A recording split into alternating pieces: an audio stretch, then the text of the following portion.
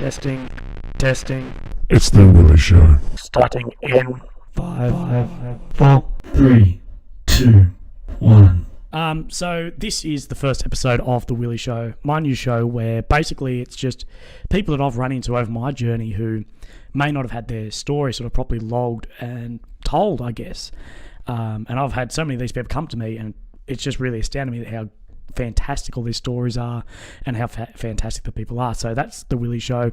That's starting off. There is a YouTube video called What is the Willy Show? And I go into 5 minutes explaining exactly how it's going to work. But at the end of this show, it will be a bit of a Q&A, but the first little bit will be more of an official podcast. For episode 1, which is today, I have one of my good mates, a good mate of mine, Luke Adamson who is a combat engineer, or was a combat engineer, is a combat engineer, I guess. Always. One or the other, always, yeah. Runs a non-profit, so he's the founder of the non-profits Heroes on the Home Front. I won't get that wrong. Which looks after veterans. They're one of the best ones I've actually seen. Like a lot of these, there's a lot of charities, but you don't see much actually happening. You donate money or whatever, but I never really saw it. Yeah. With yours, personally, you've taken me to the footy and all this other stuff. But more importantly, and you can't see him, but we're actually sitting here with Prince, who is Luke's support dog, which is fantastic. So quickly, over this episode, the things we're sort of going to go through, and then we'll really kick off into it. We're going to go over, firstly, who Luke is, what he does, growing up and what he does now. He's joining the army, his time in Afghanistan, his PTSD leading into the medical discharge side, but also the post-traumatic growth that he's come from that. The Heroes on the Home Front Foundation, Prince, his support dog, and how he's helped him, and his future plans, and the holes that he sees in sort of the veteran community at the time. Because I know you do have a fairly openly opinionated about some things that aren't going right for us, I guess, for veterans everywhere. And quickly in that, somewhere in the joining the army, we'll go over what actually combat engineers do, because I've been in the army 5 years and I still don't know. I don't know what you guys do. I never see you anywhere. Yeah, well, if you're the cool kid at school, do you hang around with the lesser kids? That's why I'm infantry. Yeah, I could take the piss out of you forever. So we'll jump in. So where did you grow up? I grew up in Adelaide. You grew up in... I actually did not know that. I've known you for ages. Southern Adelaide all my life, yeah. Oh, Jesus. Yeah. And then you joined the army so you were at DFR Adelaide and then joined through? Yeah, so Defence Force recruit in Adelaide. Originally going to join the police force, but I had an older brother. He's an aviation technician. Yeah. He's a sergeant now in Brizzy. So he sort of said, go sit the test. Just wanted to outdo him, mate. Yeah, just thought, look, he's got a trade. I'm just going to go and blow stuff up as a combat engineer. And that's what you wanted to do from the get-go? Yeah, saw the video at Defence Recruiting and it was just like, wow. Yeah, it looks Shoot sick. stuff, blow stuff up. It was nothing like that in the first couple of years. What year was that? 2007. 2007. I was going to say 04, but 2007, for the height of Afghanistan war, that's the pinnacle to get in. Yeah. Because I've often suggested, and a lot of people disagree with me on this, but in my opinion, the height of Afghan was really, I'd say, 08 to 14. Yeah. About that range, or within that. Or at least that range almost off. That's when we lost a lot of guys too, I guess. The major, Yeah. So I guess you got in we would say a really good time. Others might say a really bad time. Yeah. But that's here nor there, I guess. Nah, well, it depends on what you want to do and get out of the army, doesn't exactly. it? You join a combat corps to not do anything. To sit around. You don't join footy to sit on the bench. Well, I guess. You do. Oh yeah, I do. Pies and beers. I do my. Yeah, us just sitting around having some whiskey and whatever. Yeah. I know a lot of people are very interested in combat engineering. We'll go over that a little bit later. So you went Kapooka and then where on from there? So SME. So that's in Liverpool, in Sydney. Oh, okay, yeah. Used to be we've now moved to Holsworthy Barracks. Yeah, I was going to say. It's across the road though, yeah. So you got the Georges River that backs on there and had our own School of Military Engineering, which was pretty awesome. Very fancy. Yeah, it was not fancy at all. And did you find Kapooka challenging? I found it more the anxiety of going to Kapooka challenging rather than Kapooka actually being challenging. Oh, it's the worst. Once you settle into that routine, you just eat it up. See, I think I never settled in. I just hated it full time. Well, a lot of people just hate it, love it, or you just go with it. I don't know what, but I know there's people who love it. I'm like, how? I didn't love this is it. Meant to be shit. Why are you enjoying this? I guess it depends on your individual experience. It very does. If you have a shit section through Kapooka, but don't know how to make their beds or get caught not shaving and all that, it just makes your life hard. But and how old were you in 2007? when you joined? Well, I'm 33 now, so Quick I'm not ma- great at maths. I'm a grunt. 22? 22. 22-ish? Yeah. All these I was 20. 'cause I people had have just had an aneurysm. They're like, why are these two dudes talking? we served your country. And people are like, it's 12 years. Like, it's minus 12. Yeah. No, I was 20 when I joined because I had my 21st birthday at the final field phase at Kapuka. Oh, So I was on brilliant. picket at Buckingbong on my 21st birthday at 12 o'clock at night. So I got to just sit there by myself, wish myself a happy birthday in a hole. For some reason, every guy in the army has shit birthdays. Yeah. Like, I had my 21st in Afghan. Yeah. And it was like the longest day ever, and I was like, sick. How I had a non-alcoholic beer, shui, Yeah. which was terrible. Yeah. And And it then was probably like 51 degrees. And I I was was on, sweating. then I was on picket that night with my boots on, like, brilliant. This is non-alcoholic beer. It wasn't even worth it. Like, I got nothing out of this. And what about the combat engineer school? How'd you find that? It was great. We Yeah. actually talked about it on the way down here with a mate that's a combat engineer, but he was also a grunt that went to Singo. And we were comparing the two, and he was just like, oh, Singo was heaps harder. Like, didn't get to Really? use your cars, didn't get to go out on weekend leave, couldn't leave base. I was like, oh, we had like 50-inch flat screens. We did all our homework at the boozer. Jesus. Every day we were hungover. Little mini golf course on barracks. Like, you couldn't go wrong. How long was the engineer? Well, it's meant to be like about 6 months. But then obviously I was in holding platoon for like 6 months. Yeah, I've been So there. I didn't get out on my course until I think it was like November 2007. So I was there nearly a good year. Oh, really? I went in February. So yeah, I shit. spent a good 8 months at SME. Oh, God. But not a bad time. Like, I know Singo for me, like my IET, like employment training for anyone wondering. Like sort of when you go from a soldier at Kapuka through to like actually in your job, it was like the best time of my career. Yeah, Like, it was so like, the boys. Like, and you felt like you accomplished something. and like every week you're doing something new. It's like, this is urban week. You were doing urban for a week, and that's you smashed out like 12-hour days just urban, and then it's like, this is high explosive week, and it's just like you're shooting off 84s. yeah. And it's like, this is sick. Yeah. And then you get to a unit, like, what are we doing this week? It's like, go and field. Like, oh. Yeah, or waiting for the fat truck at 9:30. That's about it. No, don't diss the fat truck. Them, I love them the fat truck. wingdings. Oh. Everyone who knows. Yeah. Probably still to this day the best wingdings I've ever had in my life. Oh, Out mate. of that fat truck. Oh, rest in peace, fat truck. If you is it not there? Nah, anymore? it is. It is.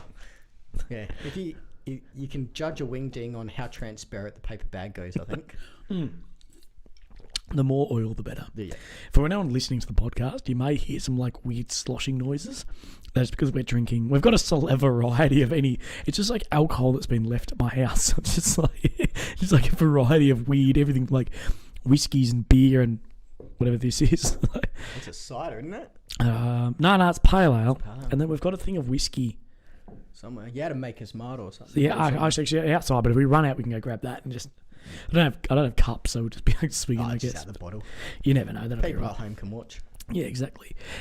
So you've done what, 2 trips to? Did you go Timor? I did Timor, yeah. So I did 3 operational deployments. Yep. I did East Timor in 08-09. Yep. So I was pretty lucky that when I got in 07, posted to the unit, then we sort of went mid-year the next year, straight to Timor for 9 months. Got back from that end of 09. Went straight into Operation Penang Assist for the earthquake and tsunami in Indonesia or Sumatra. And then 2010, 2011, straight over to Afghanistan on MTF2. Yeah. And okay, a quick overview, and I know I sort of know the answer to this, but which one did you find the most challenging as an engineer? I mean, like as far as confronting, would it be Afghan or? I think Timor, to be honest with you. Yeah. So that was my first experience as international travel. I didn't have a passport before I joined the army. Yeah. I'd been to Tasmania. Well, that counts. No. Technically, it's overseas. Overseas, yeah. Like 100 Ks. But that was the real eye-opener for me because obviously you got these little kids that are climbing on your trucks when you're dumping your rubbish at the dump. Yeah. Like just to try and get whatever they can. Yeah. And we're living in like air-conditioned units and all this, and they're out the front fighting for food and scrapping over everything. And that's actually a fairly common thing I've heard amongst guys is that, Afghan was very combat-y, but it was such like a humanitarian thing in Timor. It was almost more challenging in ways, I guess. Oh, I'd definitely say it was more challenging. And then obviously like with Sumatra as well, like that, we literally went over there for recovery. Oh, Really? Yeah, so it was recovery of I'm turning here. This is better. That's better. Won't do my neck. You can look at me. I've removed my chair. Yeah. You're squatting. Yeah. I'm just standing in the podcast. Yeah. Yeah. Sorry. Yeah. Yeah, but Sumatra, yeah, that was probably definitely the most confronting one. Yes, when you're sent over, Yeah. knowing that you're going to villages that have been absolutely devastated with people digging for their family members. Yeah. And what was that after? It was after the earthquake, I think it was, in Sumatra. Yeah. Was that 07, 08? Did you say? That was 09. 09. 09. Yeah. That's a big experience. I think a lot of that sort of almost gets forgotten that the army does do that sort of operation. Like I think a lot of people look at, and I think a lot of infantry, I guess, is like, oh, in Afghan, Iraq, combat operations, but that sort of humanitarian recovery is massive. Everything on home cell too. I've been out in the floods and everything before. Yeah. You look at the boys from 1, 2, 3. Actually, I'll just say the Townsville. I shouldn't say guys. The Townsville soldiers in the floods recently in the last 6 months. Bloody massive effort. Huge. I think that was almost underappreciated too. It happened like nearly every year in Darwin, because I was posted to 1CR in Darwin, so the 1st Combat Engineer Regiment. And every year after the wet season came through, it was cutting down trees in torrential storms just to clear like the main highways so people could get to and from work. Yeah. Before we sort of go too deep into what you did on operations, we'll actually go over what exactly a combat engineer is. Yep. Because I think a lot of people hear the word engineer and think, oh, so what? You like design bridges on AutoCAD? Yeah, absolutely. Whereas I know that's exactly what you do. I'm computer Considering we illiterate, couldn't so- work out what 33 minus 12 was, we're looking at each other just like, no, does not compute. So so as a comment, like almost like your job description. So we're like the jack of all trades, master of none. So we do everything from like I guess the main thing that people would see combat engineers do these days is the improvised explosive search, the metal detectors in Afghanistan. But we do things right back to just like humanitarian stuff like sandbagging. Yeah. That's our bread and butter. Cutting down trees, like we're training chainsaws, all power tools, hand tools, water purification. We're really literally handyman. Really, the army's handyman that are good at everything. Yeah. Well, we like to think so. We like to think. Yeah. Everything but shooting. Yeah. Nah. I've had fairly limited experience with combat engineering. I did do an exercise once where we had to blow through like a wire obstacle. Yep. I'm not even sure what they did, but I threw some silooms out. The next things are getting blown up. Oh, that's cool. It's lying on the ground like, well, this is grunts a lot, rocking around. But I'm sort of guessing that it's almost changed a bit more as far as you've probably introduced all the combat shooting and everything. Yeah, well, we sort of learned that from basics because obviously, I guess everyone doesn't know. They think the infantry is the pointy end of the sword out the front behind the SAS, but it's not. It's the engineers that are out the front clearing the way for you guys to with your to bring the noise. with your weapon slung and your mine lab out the front swiping. Look, we're not scared. Yeah, not scared. I've always wanted to like Photoshop one of you miniature on like because you're doing this with like the mine lab. Yeah. I've wanted to show you like doing that, but then like put your miniature on like a Tinder and just like swiping left and right. Oh, that'd be awesome. But I have no idea how to do it. Idea. So if anyone's ever watching this who knows how to do that, to cut Luke out, we'll do that. So then you went over to Afghanistan. I guess probably the most prominent time in your career. Yeah, probably. Yep. I guess sort of the most defining part anyway that sort of changed everything. Yeah, when you get the call up for that trip, you know your life's not going to be the same, I think. Yeah, and that was 2011? 2010. 2010. I'll get these dates right at some point. Right. That's all right. What trip was that? So that was MTF2. MTF2. So I think we were the highest casualty trip Yep. during that period. Do you know how many casualties you had? I think we had about 8 or maybe 12 on that deployment that I had. That was through all of us, yeah. And what other units did you deploy with? So we deployed with 5 RAR. Yep. So your little brothers, big brethren. brothers, whatever you want to... Little brothers. Whichever way. Little brothers. The little spoon. Oh, I love them. Yeah. And then, like 2 cav, so cavalry and just a whole mixed bag of everybody else. Yeah, and your main thing for so MTF2 is mentoring task force. Correct, yeah. And you were down south, I'm guessing, out of TK? So, yeah, we were based out of Tarankout. Yep. We did I was part of the group called PRT or OGA, which is other government agencies. And then what we did is when we had dignitaries come across, we would escort them. We'd also go out and support operations like Operation Boston, Op Chalmers,ton, and do a lot of route clearance and just basic search and patrols, and held a lot of shurahs, which is a meeting with the Afghani people in their little countryside of their villages. So we did a lot of that as well. So we were probably the most utilised of the units in Afghanistan at that time. Well, our sort of little group was, because we did a variety of everything, whereas a lot of the other engineer units were based at patrol bases, and they would go out in their village and patrol day in, day out. We had it a lot easier, because we were living out of Tarankout. And big base. I'm not gonna say we did it rough like some of the guys, but we definitely had it better. And the first few weeks you landed, were you in the winter or the summer? So we got there in the summer, and transitioned through to the winter. Yeah, that's the opposite from what I did. Yeah, but I think I ended up better. It was like, oh, good, it's good weather. I'm going home to good weather. Yeah, like Australia. And do you sort of remember that first couple of weeks? Like, I vividly remember sort of rocking up, like, oh my god, like this really exists. Yeah. So we were in the transition as well. So we were in the when we got there, we were still in the tents.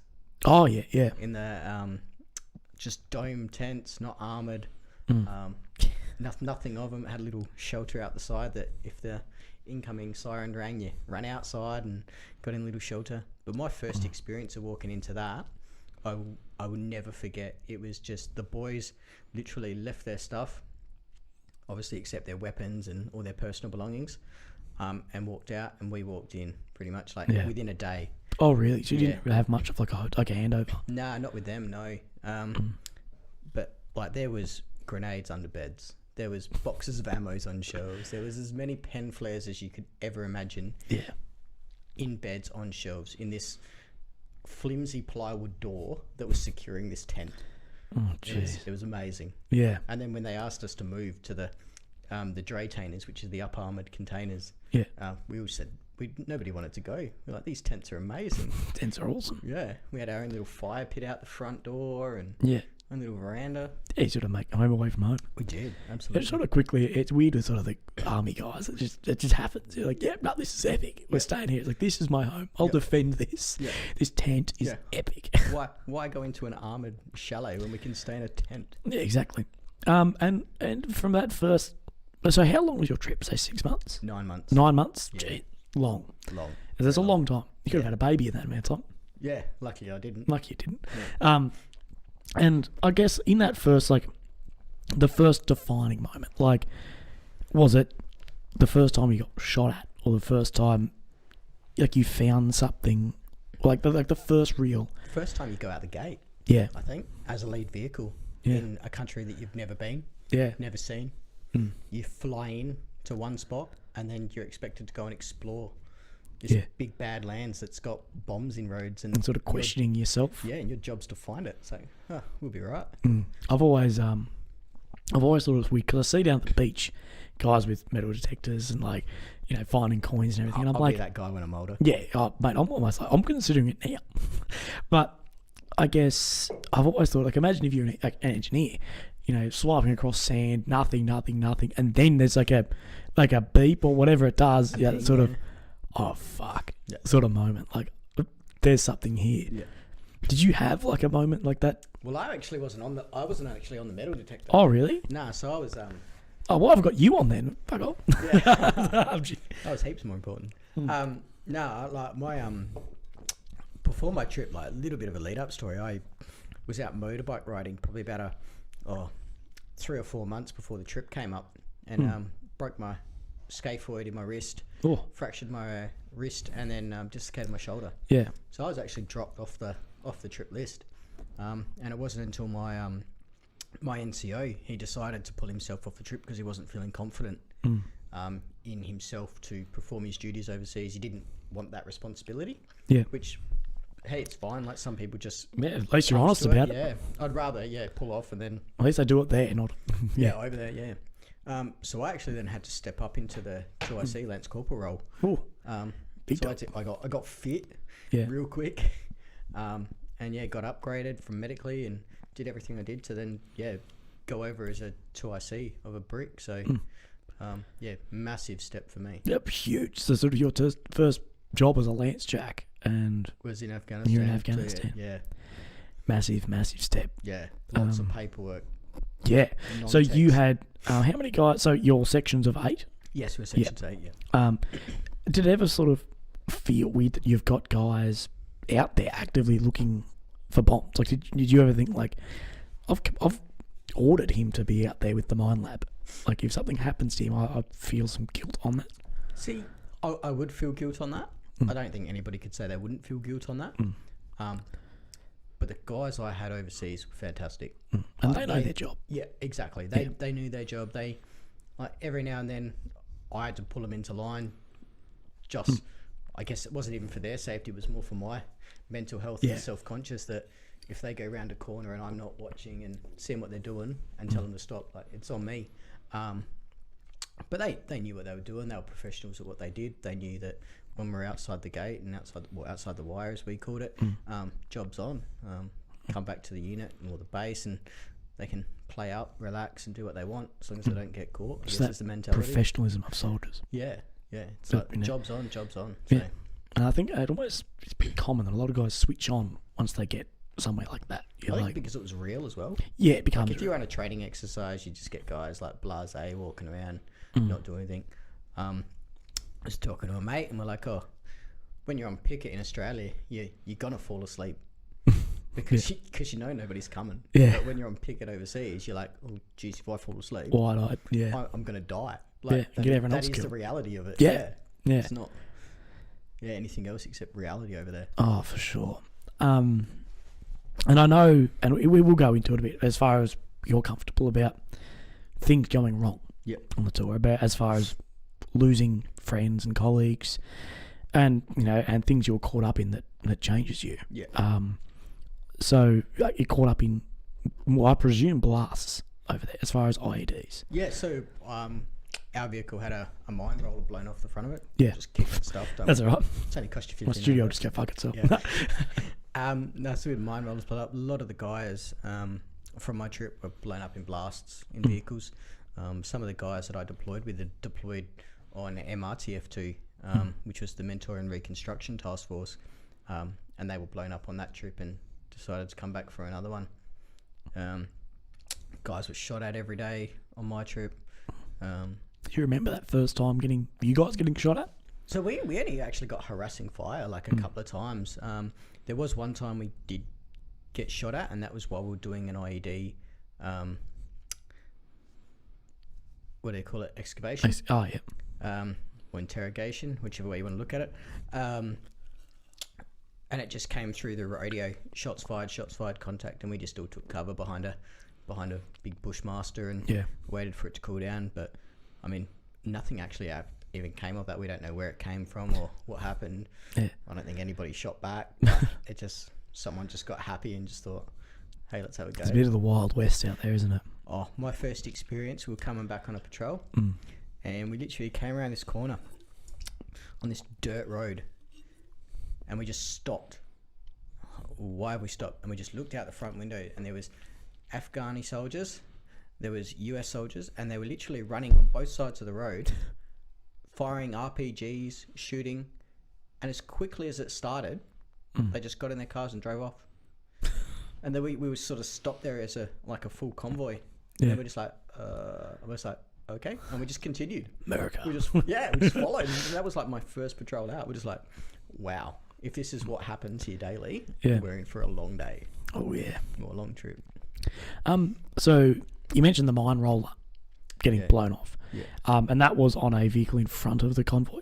Yeah, it was on the lead vehicle. On the lead engineer vehicle. Yeah. Oh, so were you in that vehicle? No, I wasn't in that vehicle. No. Yeah. And did what came of that? Not a whole lot, actually. It just destroyed the mowing roller and blew a tyre on the Bushmaster. But, I mean, some of the the vehicles that I did see come back from the trip prior to us that are still there. They've got a vehicle graveyard at Tarancal. I don't know if you would have seen it when you were in never your in travels. TK. There's Bushmasters and ASLabs just sitting there, just on their bellies, no wheels. They just use them for parts. Riddled I'd actually with really bullet like to holes. see that. Yeah. Yeah. Well, I've got photos. I'll show them to you. Yeah, just riddled with bullet holes, and all the windows are smashed and just absolutely a mess. So you can imagine some of the blasts the actual guys actually suffered from over there, and you wonder why there's so many injuries out there.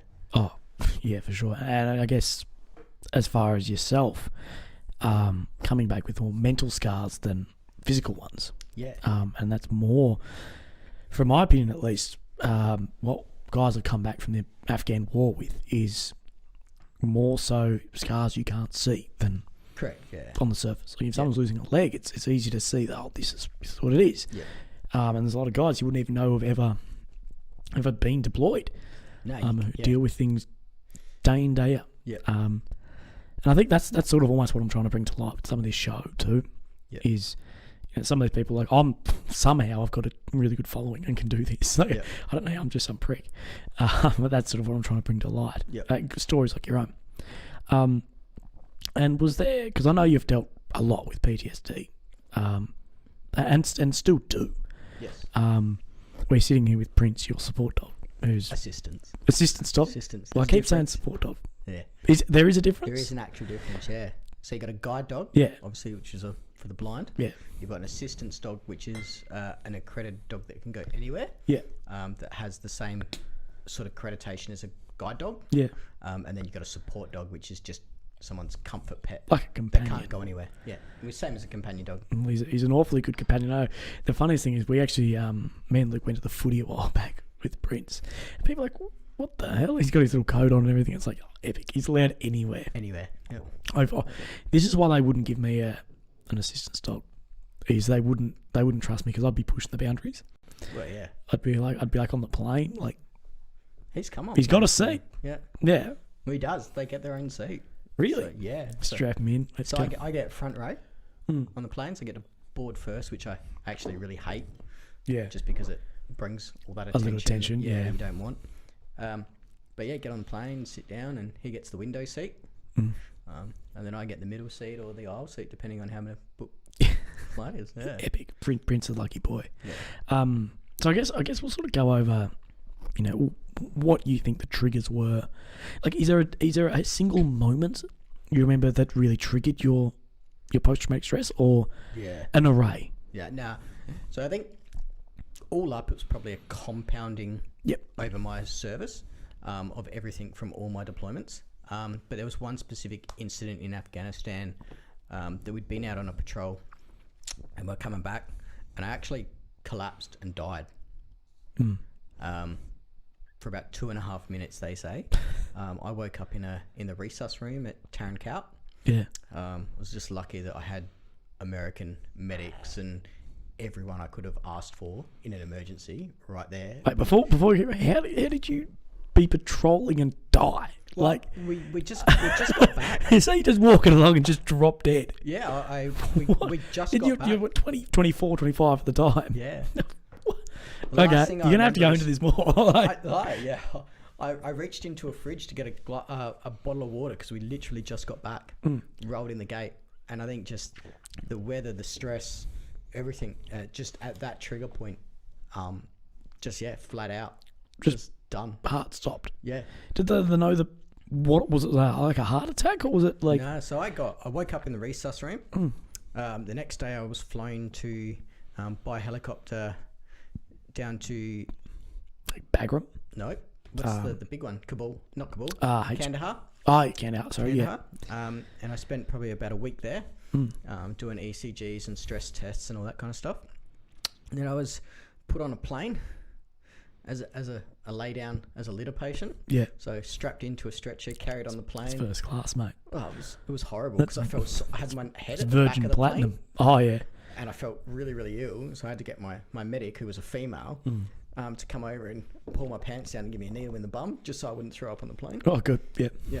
And then I was flown to Bagram Airfield Base, where all the special forces, Green Berets, and all that. That's their home.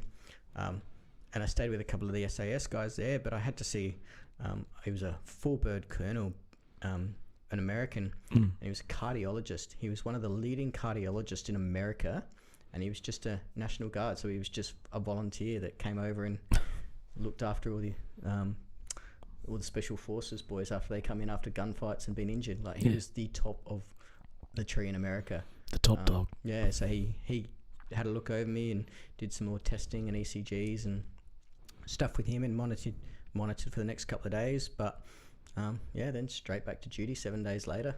Oh, you didn't come home? Nah, they packed all my stuff. Yeah. They packed my trunk, my bags, everything. So I had a Simpson pack. It's a little backpack with some shorts and some thongs and the gear that I flew in with. Yeah. And then flew back to Tarankout and got off the plane, walked back to my room with my dive bag and my Simpson pack. Were the boys like, my bed was he's empty. risen? Yeah. Jeez. Yeah. So. And what was it about that was a real trigger? I think just like because it just went sort of diagnosed that there was no cause. So you've still never got a reason for that? No. So they just don't know what it is. They're putting it down to like stress and anxiety and just your heart just saying, hey, I'm just going to have a rest for a little bit. Yeah. And just fall over. As that they classify, some people have said it like just you can classify it as a simple faint. Yeah. But under the circumstances, your heart just decided it was going to cut away as well. I give in. Yeah. So then just went back to duties, but ever since then it's just the fear and the anxiety of it like happening again. And how long of your trip did you have to go? So that was, I'd just come back from Rockall. Yeah. So that was February. So I had another 5 months left. 5 months to go. So still a bloody long time to live with this sort of shadow over you, like almost cloud over your head. Like, oh God. So I got past like the first 4 months of the trip, and then went on Rockall to Europe and Raymond. My partner flew over at the time, and you had a partner at the time. Yeah. That's not the way to do Rockall, mate. I had a good time. Now you need to join back up to Afghan. Yeah, but I ended up marrying her, so nah. That's not Willy's answer. No. Willy's answer to Rockall. Maybe that's what I can do. Maybe a new job for me might be like flight centre, but for Rockall. Yeah. So just organise diggers to go to Greek. Go to the Greek islands. Yeah.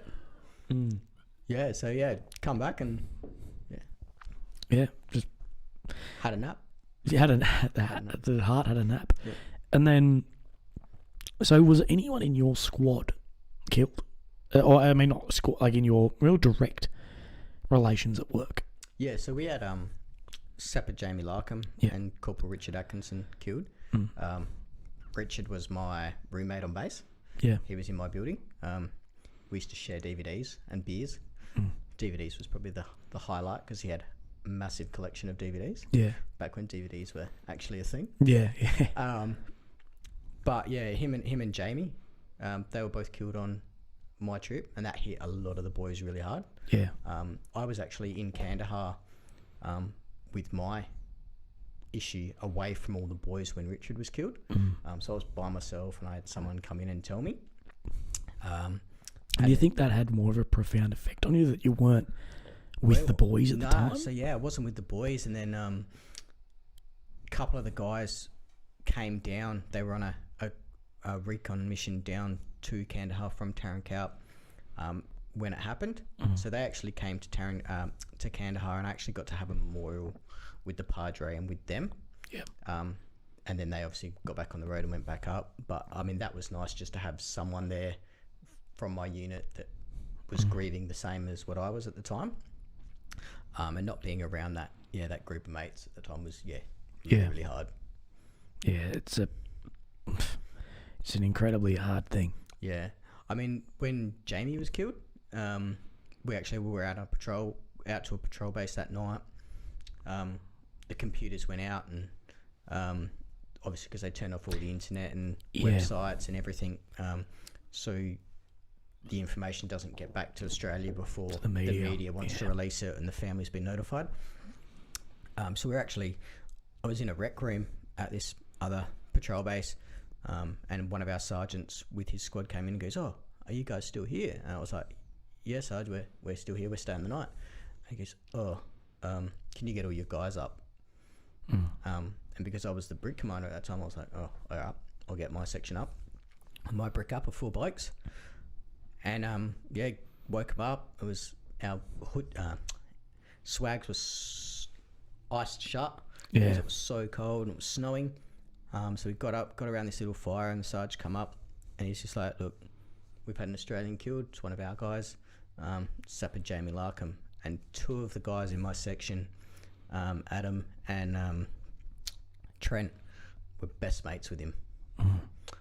So they just absolutely broke down, knowing that the next day we had to get in our car and roll out a gate.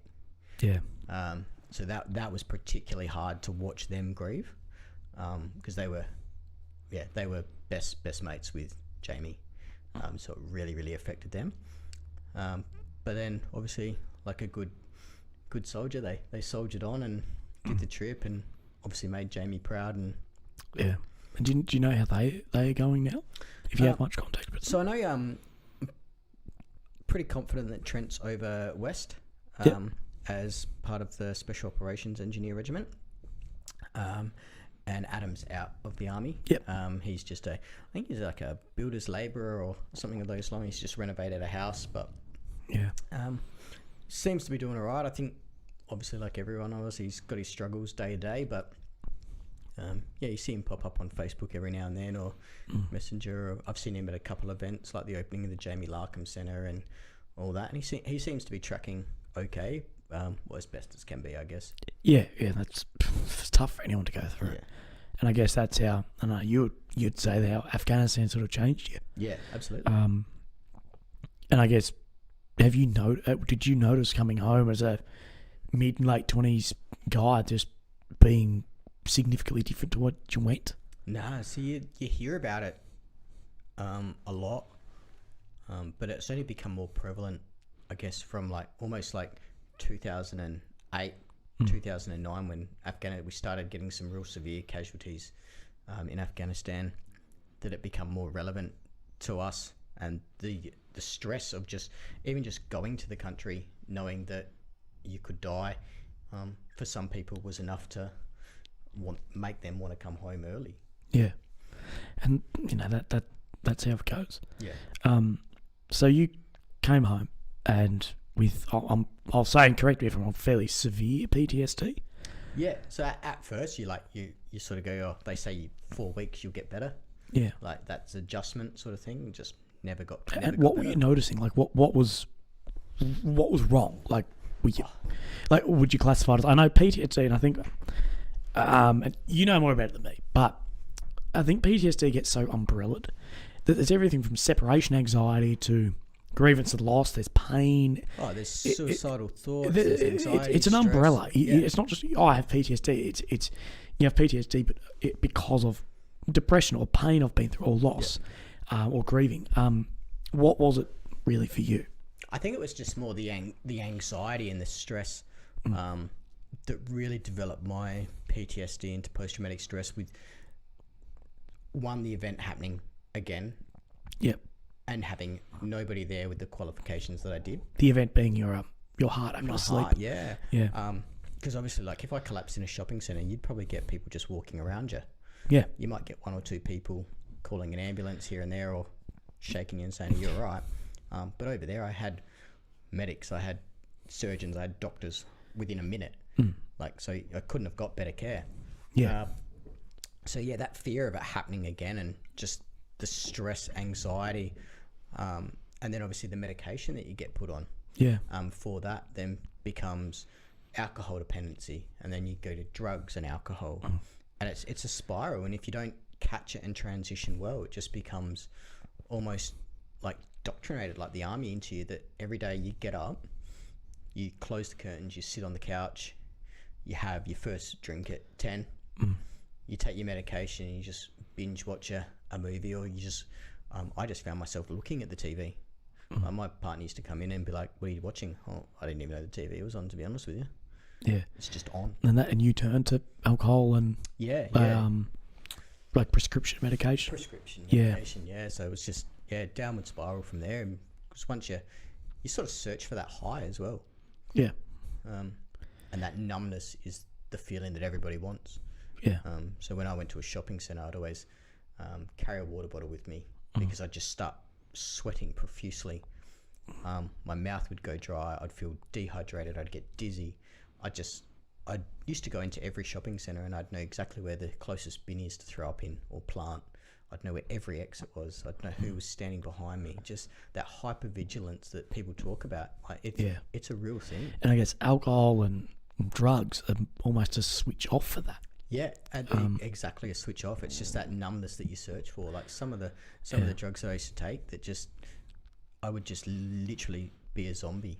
Yeah, and I think that is the reason a lot of people turn to this stuff. There's actually a study, it's a little bit separate to this, but it's sort of your hyper awareness of a lot of people who sit in the genius spectrum of IQ tend to be very dependent alcoholics. Yeah. And they say it's because they truly understand what's going on around them. Yeah.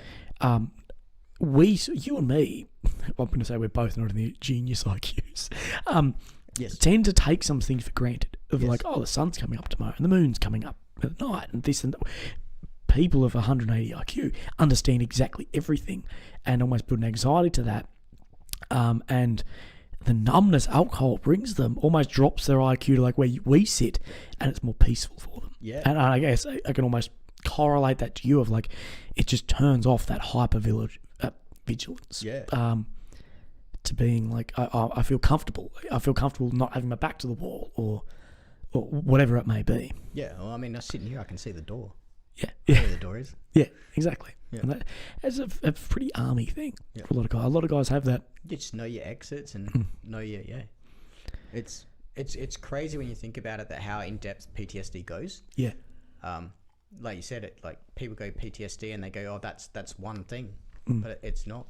It's like you said, that umbrella of words that could be from trauma to suicidal tendency, drug abuse, alcohol abuse. Like there's so many things that fit into it. Like there's hundreds of them that you could classify as PTSD. Yeah, and I think a lot of people too pretty quickly switch PTSD to like, oh, you got fucking shot or this or that, where it can be a compilation of things of your total 9 months in Afghan.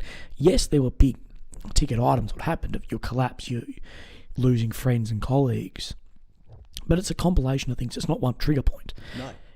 PTSD can be a trigger point. I'd say more so on almost like the police fire aspect, where it's so confronting, like one moment, and it can be for army too. But like my experience with it is not army related at all. I wasn't diagnosed, but I had all the symptoms of PTSD from getting told I had cancer. Yeah. And I remember actually going to the psych, being like, "No, I don't. I'm not. No, but I'm in the army. I've never seen that. No, I don't." And he's like, "No. He's really like, sit down, child." He was like, he's like, "Bro, what do you know what to do if you get shot at?" I'm like, "Yes." "Do you know what to do if you get blown up?" "Yes." "Do you know what to do in all these situations?" Like, "Yeah, of course, I'm trained to that." He's like, "Do you know what to do to walk into a doctor's office and get told you have cancer? You've never gone under training for this. You don't know what to do. Yeah. You don't know how to act. You don't know how to..." And to put that to you, you didn't know what to do with fucking collapsing. Yeah. And he said that is a trigger point to something like post-traumatic But stress. it's just trauma. It's like, trauma. Trauma doesn't have to be a specific... And it's very unique to you, what Correct. you find traumatic. Yep. And some people find weird shit traumatic.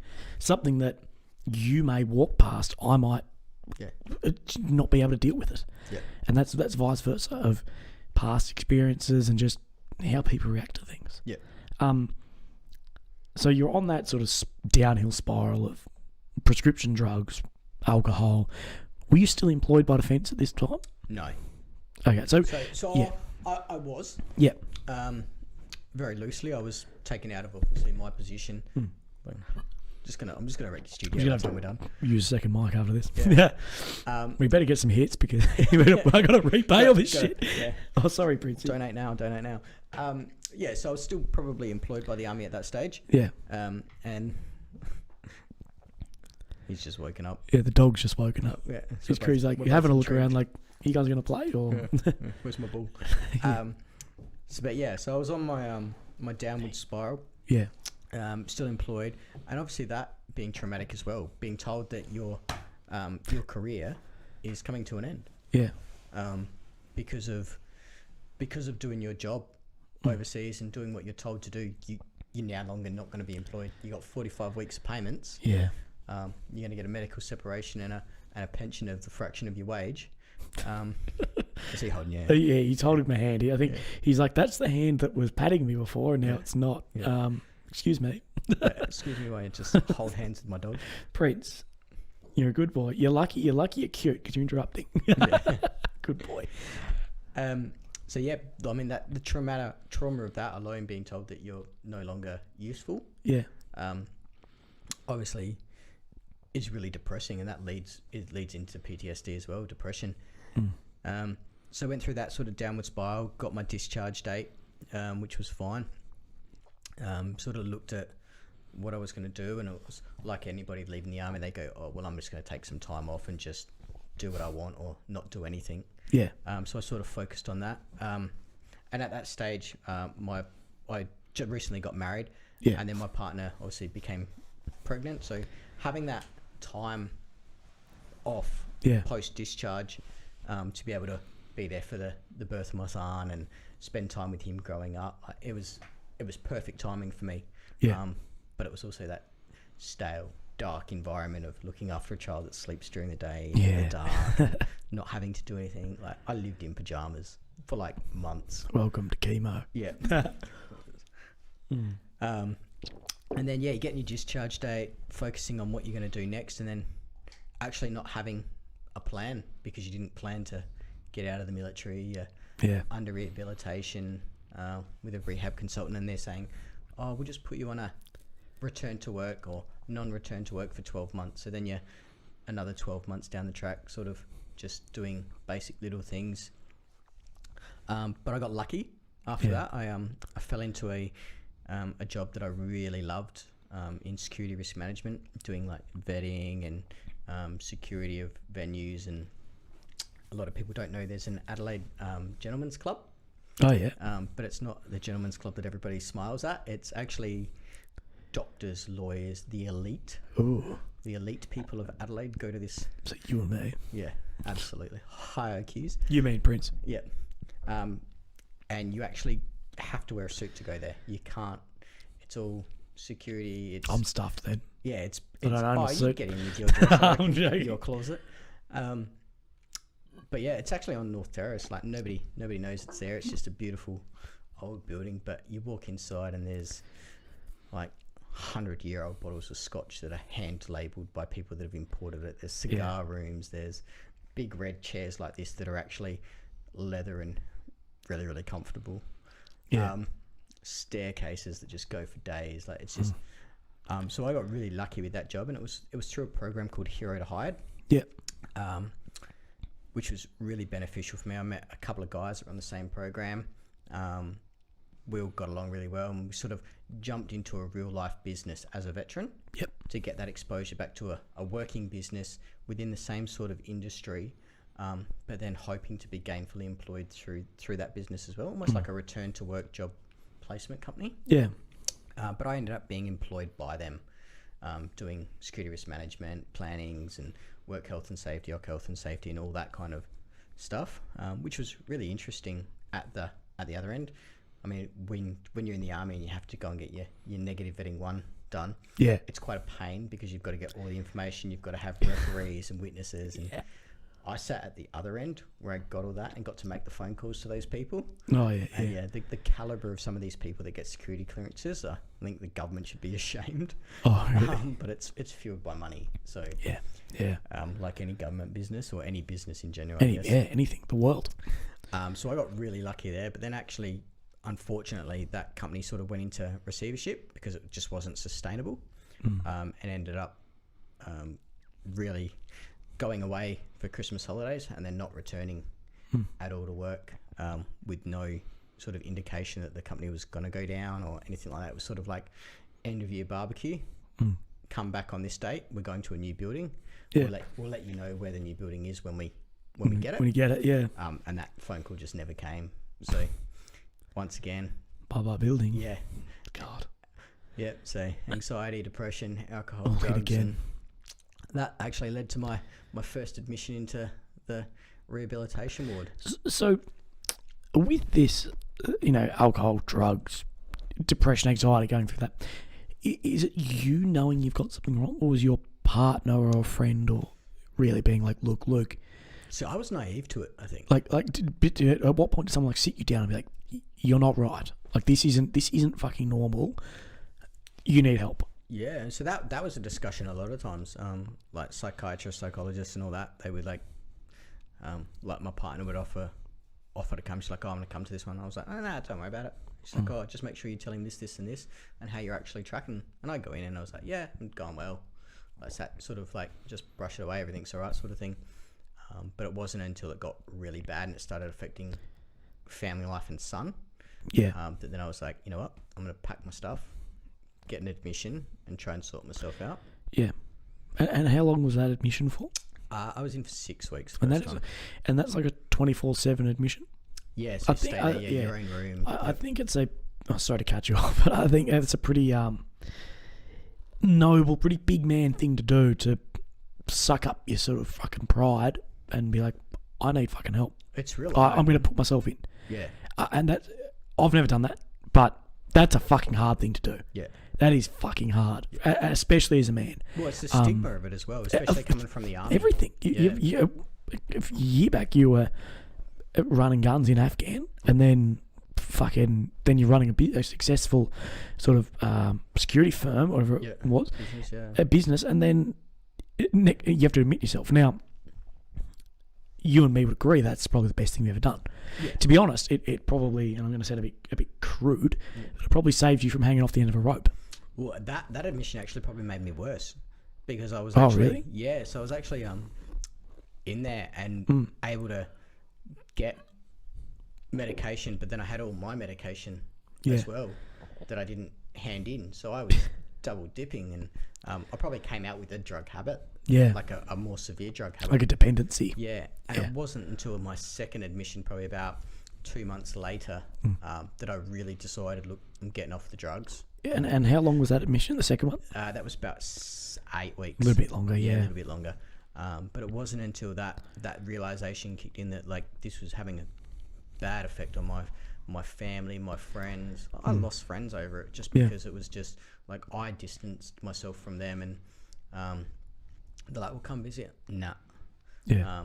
And it wasn't until then, that I decided, like, just cut away all my medication with the stuff that I could under the guidance of my psychiatrist, he's been absolutely phenomenal to me. And he's helped me to the point where I could ask for something and he would prescribe it. But at the same time, he would talk to me about it and steer me away from the other ones as well. Yeah. So it was almost like, try this, I'm only giving you this much, see how you go, and then in 4 weeks come back, see how you go. But within all that, got off majority of my medication, stopped drinking, dried right out, and then just tried to move onwards and upwards from there. Yeah, and I think a lot of guys who should put themselves in a care like that just don't. And I sort of think, thank God for that first 6 and 8, because I guess although you might say you came out worse of that first 6 weeks, at least it was like obvious what was wrong. Yeah, so it almost the stigma of going in. It broke it broke the stigma, and you'll be able to look at it almost like a third person, like, look at, well, it's this drug and it's this and this and this that's wrong. To be able to go in and really turn things around and fix it. On a personal level, I'm so fucking glad that you were able to do that, because otherwise we wouldn't be mates. No. And sort of on a large level, that it's all right to do that as guys. Like, you can sit here and be fucking proud that you did that, and a lot of guys like myself and everyone will fucking applaud you for doing that. Anyone who listens to this, it's not a bad thing to do. It's not a weak thing. It's the toughest thing to actually do. Yeah, and people say that, like celebrities and footy players and everything. We've done a couple of footy training camps, and they go, "How do I come out to the other boys and say, look, I'm struggling?" They get to the point where they're just broken and shattered. Yeah. Which is almost worse for them, because it's a longer recovery. Whereas if they just yeah, Yeah, I'm for going to sure. say manned up, but it's not even manned up. It's just sort of step up and say, hey, look, I've got a problem. I need support throughout it. And then you're doing all right. Yeah, I think once you accept it, that's when you can start working through it. I think acceptance for yourself, your family, your loved ones, your friends, and coming to terms with accepting you're not the same person that went overseas. You're a different person. The sooner you accept that and learn to live with it is a lot easier. Yeah.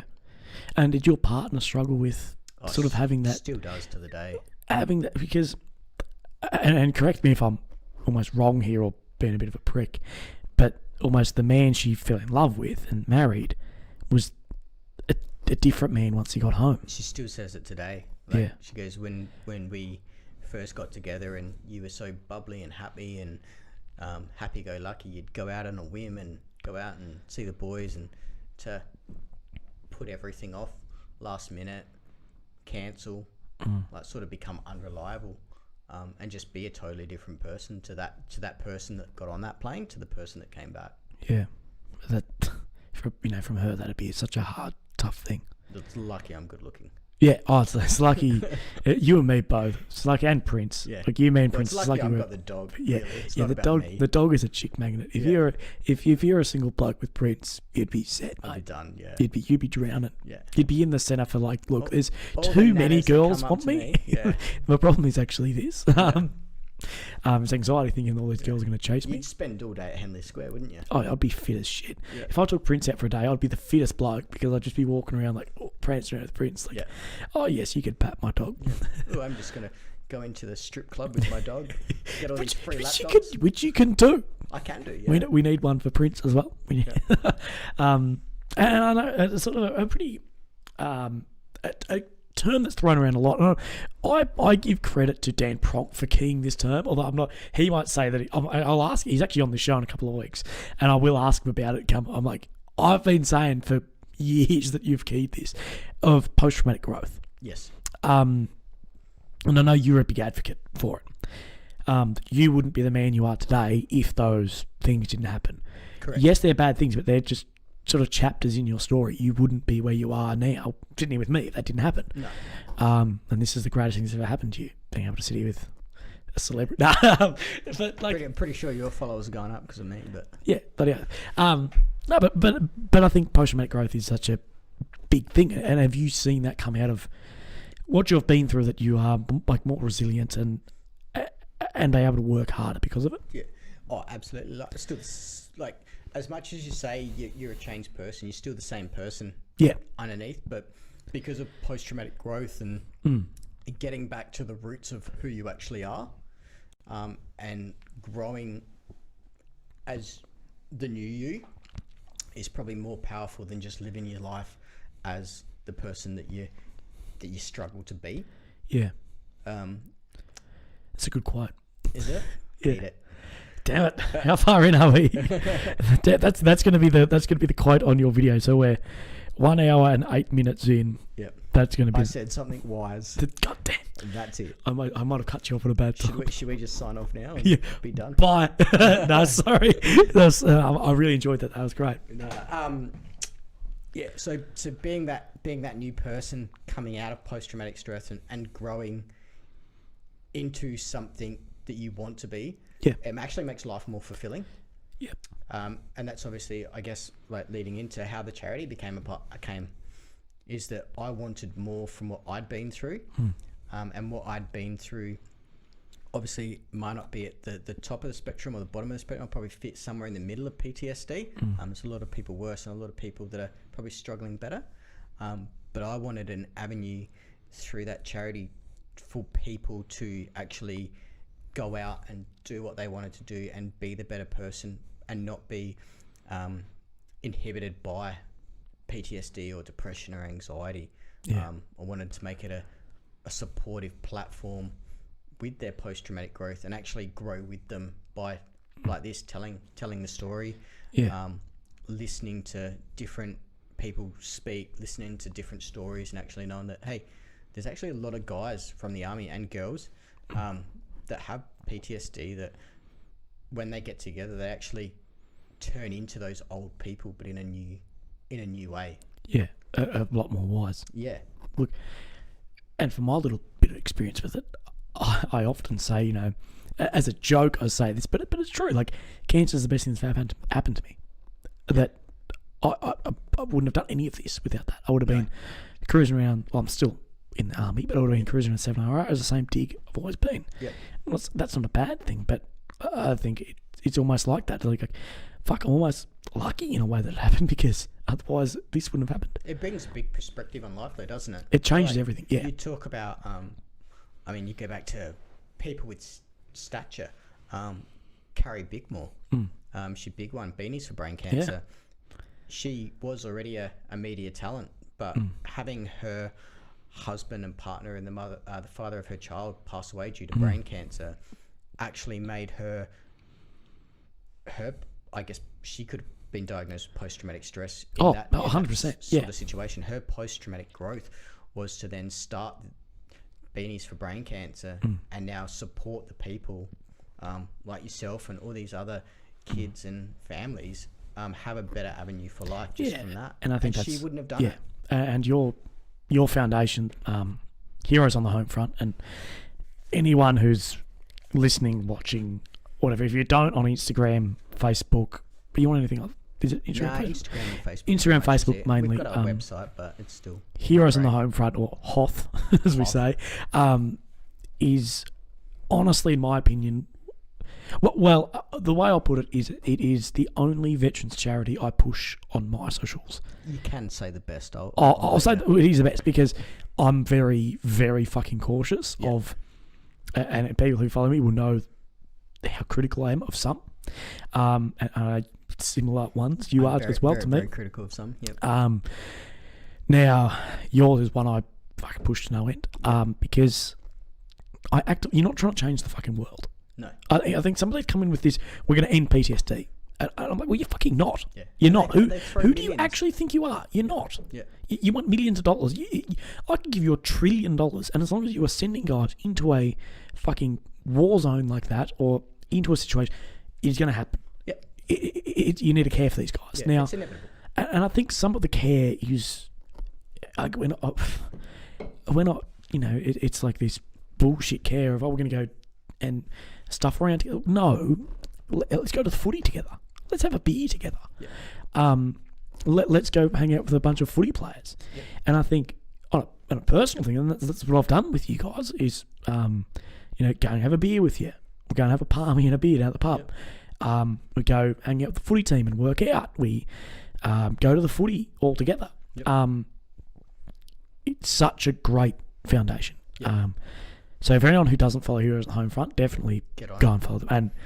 And this is sort of your brainchild of what you've been through. Well, it's actually funny you say that, my brainchild. It was actually my partner's. Oh, really? My wife's, yeah. She sort of come up with the term Heroes on the Home Front. Yeah. Because that she thought it should be more about the families that deal with the soldiers coming home with PTSD. Yeah. So that's why Heroes on the Home Front's become more of the charity based around community and taking families, veterans and veterans' families all to basketball and football together in a safe environment, because it builds community. Yeah. And veteran community, whether it's serving or non-serving, still needs to be supported. So we're not going to not take a family of a veteran to the footy, because that might mean, we had one guy come to us with the NBL, the 36ers. He comes, he's still serving, he's a major, no, he's a Louis Colonel, and he brought his son to the basketball, and he doesn't have a lot to do with his son, because he was divorced, remarried, his son was from his previous marriage, so that little bit of resentment there for his father, and they had the best night. And he actually came up to me and goes, I've never seen my son this happy and excited to be out with me. And it was just, we just gave them, that's just incredible, a place to be happy and enjoy themselves as a family, which turned out to be fantastic. And I think you made a point in that point there and a point before that really correlate with each other, that a lot of people who deal with all of this PTSD sort of symptoms, you previously said, when they're around people who've dealt with similar things, around other army guys, they become the person they used to be, sort of under the scars. Yes. Now I think their families who miss seeing that person when they're at a barbecue with their loved one who was defence or whatever around other members, it almost allows him or her to almost reconnect with that old person. And that's what might be with, say, that the Louis Colonel and his son. The son might be thinking, this is the dad I used to know. Yeah. And I think a wife might think, that's the husband I used to know. And it really opens up around those guys. Yeah. And I think that is such a fucking important thing. Yeah. Like, I know when you took me to the footy, I know it's not that. It's not really skin off your back. Like, it's not that big of a thing. No. But for someone like me, that was fucking fantastic. Yeah. It really. I was like, I don't really want to go, and I'm like, this is fucking fantastic. Well, a lot of people say that they don't want to go because they don't have the confidence to go by themselves with their kids. They don't want to sit in the crowd. They don't want to sit and walk through everyone. So that's why we specifically made it. Like, we meet at Torrens Parade Ground and we walk over together. We'll stand there and jaw off for a little bit, hand out tickets, or walk over together, get up, and it's great because it is that point of people not wanting to put themselves out there, much like I did when I was struggling, is being a recluse. Yeah. Being a recluse is not good. So if you commit to something, like going to the footy or something, not that we're going to ring up and if they cancel anything, because it doesn't cost us anything. Yeah. It's fine, but it just gives them the opportunity to be around those like-minded people, families, and re-engage. And even if it's they go home and they go, I'll follow Willy beating cancer because they met you at the footy, then they've got a link to this podcast, to hear you, to hear me, to hear everybody else you have on that might actually, something that's said in one of your podcasts in the future might trigger them to do something like I've done with a charity or you've done with Willy's Answer to Cancer and Buck Cancer, or you've got so many now I can't even keep up. You're a mogul. Howard Stern of Semaphore. Oh God! Actually, although we're not doing the chat yet, but we had a guy, Sean, who dealt with cancer himself. He popped up and goes, "You did a barbecue with yourself, guessing at Bunnings," and he said, "You're fucking legends." Yeah. Which is true. Yeah, he came out and spent the whole day. With us, just cooking the barbecue, like just. Sean is that sort of guy. He is a fucking incredible guy. He's actually coming on. He was really good to hang out with too. He just rocked up quiet. He was quiet when he rocked up. Yeah. And sort of came in to the Bunnings barbecue tent and just got on the tongs, and that was it. He was in his element for the day, and that's what brings it out with the guys as well. Like, it's back to cooking a barbie with your mates, or it's back to the live-in lines. Yeah. Just having a good time. Like, there's no beers or anything like that, but there's snags and banter, and it just brings out the best in people. Yeah. Oh, that's all it is. Sean's actually coming on this in a couple of weeks. Yeah, nice. Because he's got quite an incredible thing too. And I guess sort of, I'll look at my little list of things. I think we've gone over basically all of it, but the last few things I want to put on is Prince. Prince, the assistant dog. That's it. I was like, a support. I was like, it's either assistant or support. I'm never going to be right or wrong. So Prince, the assistant's dog. Yeah. He's a fantastic. I love him. He's he's big for a Labrador. Yeah, he's cross retriever. That's where he gets it. Oh, is he? Yeah. Oh, okay. Because he's big. He was up here before, putting his paw up on us, trying to sort of like, guys, I need some attention. Yeah. I'm here to assist you. Yeah. I sort of want you to go over, like, how Prince came into your life and sort of the changes he's made to you. Yeah. So, I mean, saved my life. Yeah. I can say that confidently, that absolutely saved my life. Because I had to care for someone else other than me, which made me accountable. So I had to walk him, so I had to leave the house. I had to feed him, so I had to go and get dog food. So he made me less of a recluse and get back out. But he comes through the Operation Canine program. So through the Royal Society for the Blind. And they've been fantastic with getting veterans out to support with these dogs. I mean, Gunnar Murray, he was one of the first. He was the trial one that was up at Woodside Barracks. And then obviously Prince was one of the first 8 in South Australia under this new program. Yeah. Which is specifically designed to train an assistance dog in the needs of a veteran to reintegrate into society. So to perform a couple of basic tasks, whether it be a amputee who can't pick up a phone if he drops it or something like that. The dogs are specifically trained and matched to each veteran, Yeah. as much as a blind dog as well. Yeah. There's a really, really lovely story of a he was on my course with Prince. His name's Trevor. He's got a beautiful assistance dog. Just absolutely, just prances around, lovely. Not that you're not Princey. Prince is gorgeous. But he's a Vietnam veteran, so Yeah. he couldn't have a dog like Prince, being a big, strong male dog. Yeah. So he's got this beautiful, long-haired golden retriever, almost like a lassie dog, like just beautiful. Yeah. And she trots, and Yeah. she's perfect for him because it's just the gentle nature.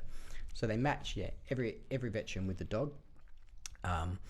And each dog's, I think, $35,000. You need to raise, not individually, but to give a veteran a dog is $35,000, because that incurs ongoing vet bills and stuff like that. I don't have to pay for them. Yeah.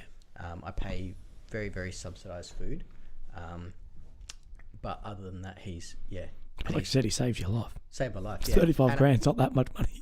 Save a not life. for a life. No, No, not at it's all. actually cheap. So Yeah. it's not always a great thing to have an assistance dog, almost like that. Sometimes injury, you'd rather it not be seen. I used to be able to walk Yeah. through a shopping centre in my own head, freaking out, about to spew, looking for an exit, just walking around, but nobody knew the wiser because I wasn't injured. But with Prince, it actually draws their attention to you. So it's sort of that double-edged sword of, Yeah. if you're already anxious, depressed, and got PTSD, and you've got all these people like looking at you, it can exacerbate it. It's a big word of the day. Yeah. But obviously, once you get used to the extra exposure and people looking and talking, it's actually quite a comforting thing to be able to have people come over to you and go, "Hey, what's your dog all about?" And then it actually breaks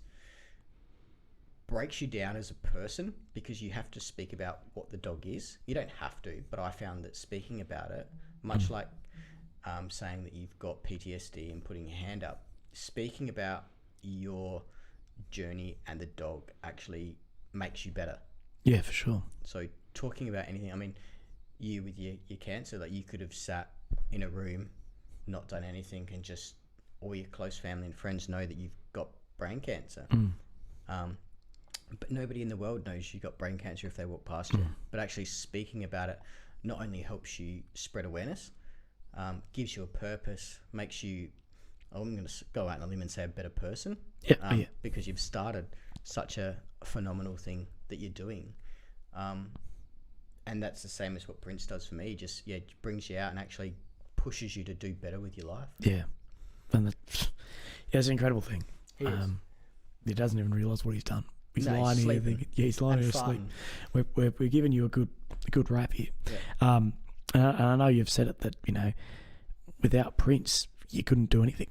And now he's really opened up all those doors. Well, I'm at the stage now where I actually, I mean, you've seen me, I've gone out without him. You don't have to have him, yeah. Yeah. Which is when you know you're going somewhere, where you're going with people that you know and you trust. I mean, I've had him 5 years now. So you're going with people that you know and you trust. You can actually go, hey, look, I'm just going to personal growth, post-traumatic growth. Yeah. Go, look, I can do this without him.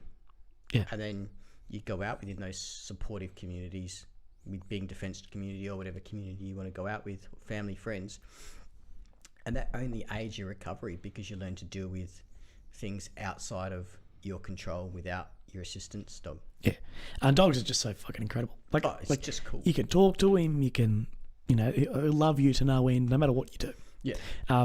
There's a meme on Facebook that's like, do you want to know if your dog or your wife loves you more? Lock them both in a boot for an hour of a car and see which one's happy to see you when you open it up. Open it up. It's always going to be your dog. Oh, sorry, I kicked you. Poor Prince, I kicked him on the ground, as we were saying how lovely you are. And that's just such a fantastic thing. So quickly, before we sort of pass over the torch to the listeners, because we have had some, which is incredible. We've got some. Yeah. I don't know how many we had. We actually had a fair few. Before we do it, I really want to ask, sort of on a personal level, what's in it for you next? What are you doing over the next sort of 5 years? Where do you see yourself? Look, I'd love to be still doing the charity. Yep. Doing it full time rather than part time. Yep. Trying to make a bigger difference. The difference that we're making at the moment is phenomenal. Yeah, it is. But it's one of those things, like you were saying before, there's charities out there that have millions of dollars. You don't need millions of dollars, but you just need stability. Yeah. And stability is probably, if we had stability within the charity, we'd be absolutely doing fantastic work. So I'd love to still be doing that full time.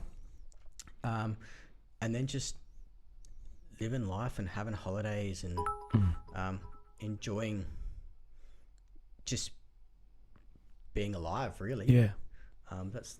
That's epic. Like that's yeah. I'm not fishing for an answer. Like, yeah, I want to be the CEO of McDonald's. Like, I think just living life, that'd be pretty cool. That's epic, man. Imagine how many cheeseburgers you could eat. Oh, fuck yeah. And well, you've almost ripped off my second question of What would be your last where do you want Heroes on the Home Front to go? Yeah, be its own sort of entity. I mean, one day I'd like to be our own charity, because a lot of you guys wouldn't know. Like, you hear Heroes on the Home Front, but there's a big backstory to Heroes on the Home Front, which is Hearts for Heroes, which is actually the charity that we come under as a charity, as a sub charity. We're our own entity, our own name, everything, but we just piggyback off of their sort of charity status. Yeah. Through the ACNC. And what would it take for you to become your own entity? Well, not a lot. We just have to register. Yeah. Now, because we've got enough financials, we've got enough all that support and everything in place. But I mean, having Hearts for Heroes and Roxanne, who's actually Corporal Scott Smith's sister. Yep. She started that for returned servicemen and women, and they support in the total opposite to where we support, which is they support with furnishings, food vouchers and petrol, and they have a couple of op shops that give out free everything for a house for a veteran after a marriage breakdown or hospital stay and stuff like that. So to be our own status would be fantastic. To do it full time would be amazing. And just to have enough connections and things going on to actually really inspire veterans and their families to just be happy, I guess would be the biggest one. Like, just get out and be happy, and like, just because you've been diagnosed with PTSD or anxiety or one of those really nasty words that the doctors call them, it doesn't mean you have to stop doing Not at all. things. No. So quick little plug of where can people sort of help you guys achieve that, like as far as where can they donate money? I know we've already mentioned Here's the Home Front, Instagram, Facebook, and they'll find links through to if they need to donate everything there. Yeah, so the website at the moment is getting redone. So there will be a donate on there.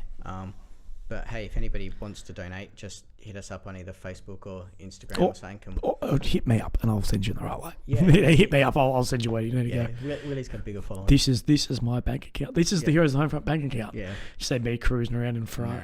No. I'll send photos that I'm not getting it. Yeah. No, that's fantastic. And a quick ender, and this, I hope we don't go down too much for. We can go. This can be as long as you want. I just hope people aren't like, oh, got a question, and you keep talking shit. Is what do you see is wrong? Australian veterans have it really hard. They do. Yes.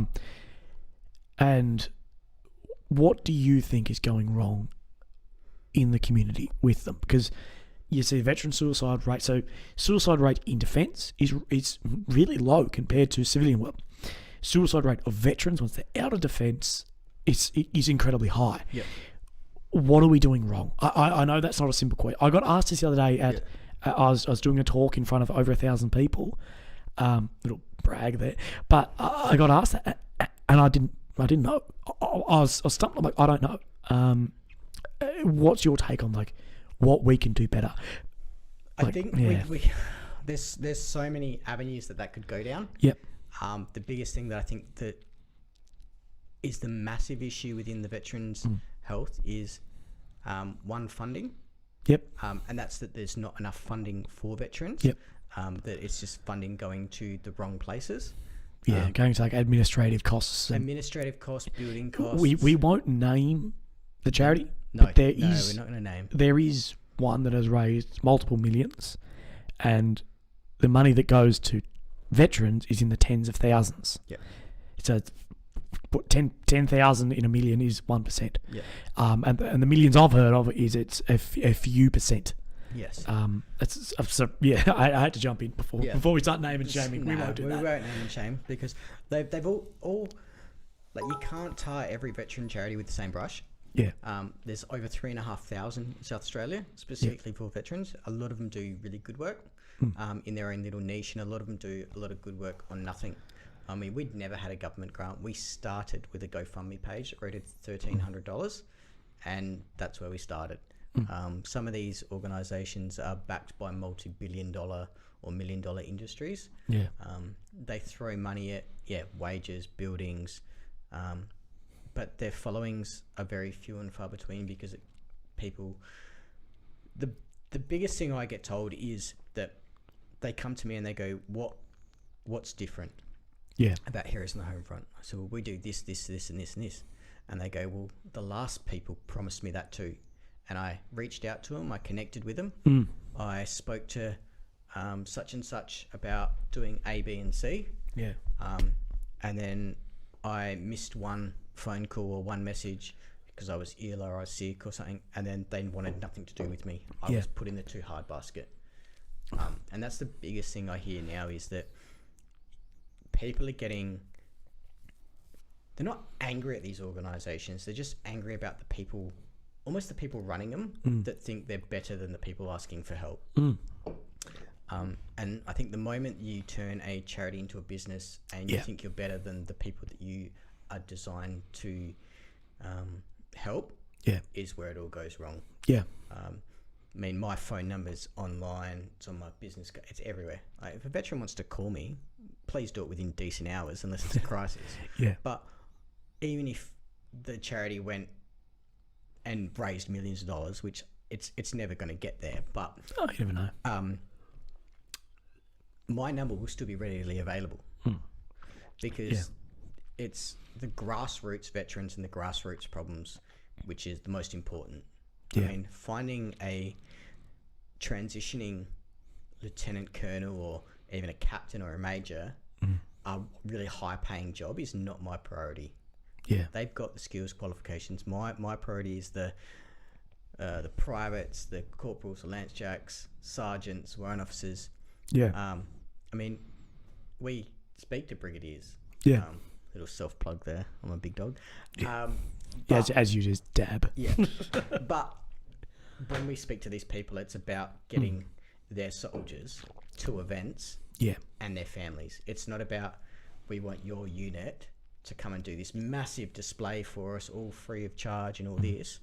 Like, they come out and do that for us because they volunteer. But it's about getting those individuals and them out to the events. The brigadier that we speak to, I had coffee with him once when he was out in Adelaide, and we're talking about the charity and what we're doing and how we're going to grow and what's the next step.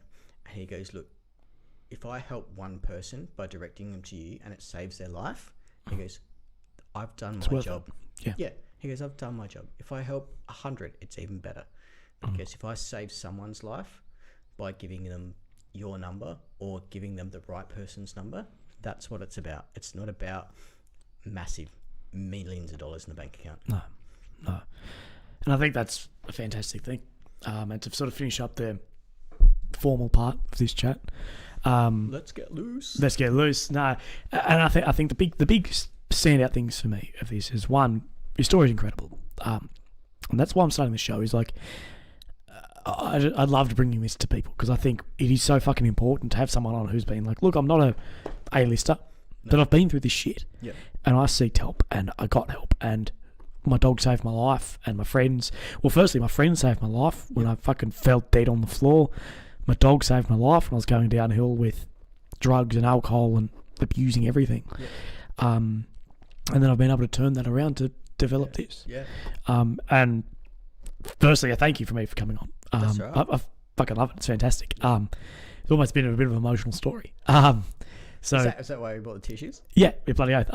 So firstly, I thank you on a personal note, but thanks for being happy to be here. episode 1 of Numero 1 of the Willy Show. This is it. So we have reached the pinnacle. Maybe we'll just do one episode. It was like, we can't get better, so this is it. Yeah. Nobody else, let's be honest, nobody else is going to bring a dog.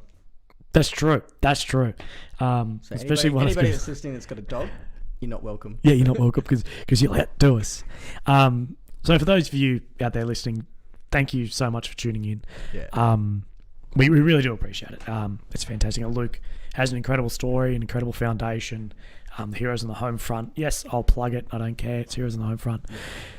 Go and have a look. And a special thank you for those of you who have live streamed this. So this is episode 1, and then there'll be, hopefully a lot more episodes to come, and we'll have Luke back in purely for the foundation as well. Yep. When some stuff's coming up. So thank you for listening to episode 1.